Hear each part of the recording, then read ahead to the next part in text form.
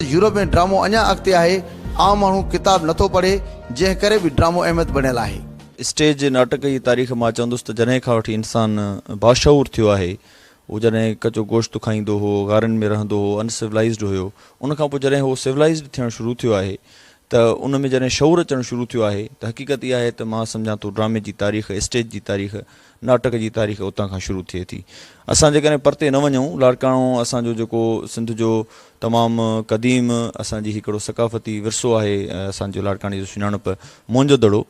तव्हां मोंजे दड़े में ॾिसो त जेको असांखे संभारा जो मुजस्मो मिलियो आहे, उहो ख़ुदि उहा नृतकी आहे।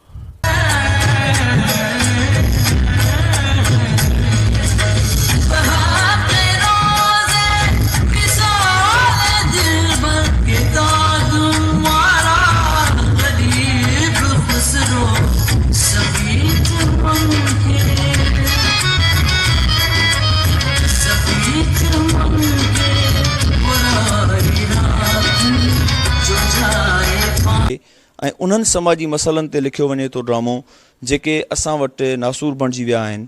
उनखे असां जेकॾहिं कालम जे ज़रिए, जेकॾहिं सहाफ़ती कंहिं ख़बर जे ज़रिए उनजो जेकॾहिं असां हल नथा कढी सघूं त मां सम्झां थो थिएटर तमामु सुठो उनजो जेको आहे तरीक़ो आहे, उन यानी माण्हुनि जे अंदरि, माण्हुनि जे ज़हन जे अंदरि हिकिड़ी तब्दीली आणण जो। हिन वक़्तु ड्रामो माज़ी जी भेट में न हुअण बराबरि थी रहियो आहे। मुख़्तलिफ़ सीनियर अदाकार ऐं लेखकनि जो चवणु आहे स्टेज ड्रामे खे हथी वठण लाइ सिंध सरकार खे पंहिंजो किरदारु अदा करणु घुरिजे, अदाकारी जी सिख्या लाइ इदारा क़ाइमु थियणु घुरिजनि ऐं लाड़काणे आर्ट काउंसिल जी बजट बि वधाइणु घुरिजे त जीअं वधि खां वधि स्टेज नाटक थी सघनि।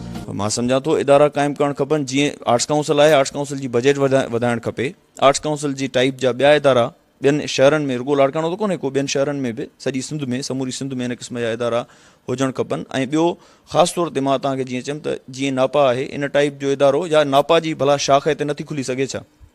उतां जा माण्हू हिते अचे पढ़ाए नथा सघनि छा?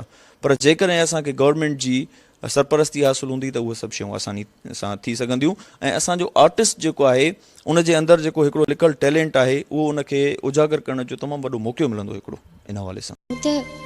त तुंहिंजी गोली आहियां।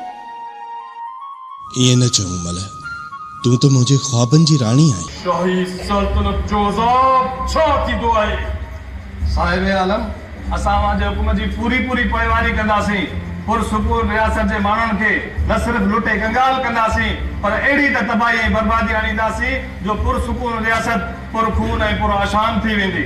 मां तुंहिंजे सूंहं ते अहिड़ी शाइरी कंदुसि जो दुनिया न सिर्फ़ मुंहिंजा गीत ॻाईंदी, पर तोते बि मस्तु थी पवंदी।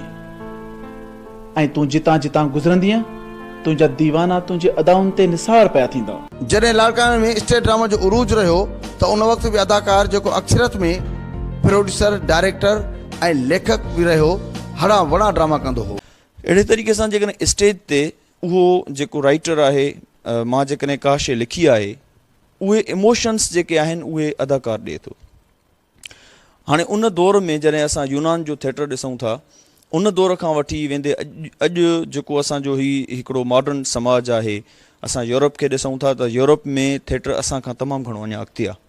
ऐं उते नंढनि स्ट्रीट थिएटर उते मशहूरु आहिनि। थिएटर मां सम्झां थो समाज में मुस्बित तब्दीली आणण जे हवाले सां तमामु घणो पंहिंजो अहम किरदारु अदा इन हवाले सां करे थो त थिएटर तव्हांजो हर शोबे सां तालुक़ु रखंदड़ माण्हू ॾिसे थो। ऐं उहो जॾहिं ॾिसी वञे थो, उहो थिएटर अधु कलाक या कलाक जो आहे, त उहो उनजे ज़हन ते हिकिड़ो असरु थिए थो। मिसाल, आम माण्हू किताब नथो पढ़े, आम माण्हू तव्हांजो नावल नथो पढ़े, कहाणी नथो पढ़े, रिसालो नथो पढ़े, अख़बार नथो पढ़े, पर आम माण्हू उहा जेका हल्के फुल्के अंदाज़ में उनखे एंटरटेनमेंट बि मिले थी ऐं उन ताईं हिकिड़ो पॉज़िटिव पैगाम पहुचे थो। स्टेज ड्रामनि ज़रिए तब्दीली आणे सघिजे थी। खोड़ सारनि नासूर बणियल शयुनि जे ख़ात्मे तोड़े मुख़्तलिफ़ शयुनि जी जागरता जे हवाले सां बि ड्रामनि ज़रिए अहम पैगाम माण्हुनि ताईं पहुचाए सघिजे थो। जंहिं करे सिंध जी सरकार लाड़काणे जे इंतिज़ामिया खे घुरिजे त ड्रामे खे रूह फूकण लाइ हू पंहिंजो किरदारु अदा कनि ऐं स्टेज ड्रामे खे हथी ॼाणनि ऐं अदाकार, हिदायतकार, ड्रामा राइटर्स बि पंहिंजो किरदारु अदा कनि त जीअं हिकु भेरो ॿीहर लाड़काणे में स्टेज नाटक भरपूर उरूज ते पहुची सघे। कैमरामैन मुनवर भोटो सां गॾु हनीफ सोहाग, KTN न्यूज़, लाड़काणो।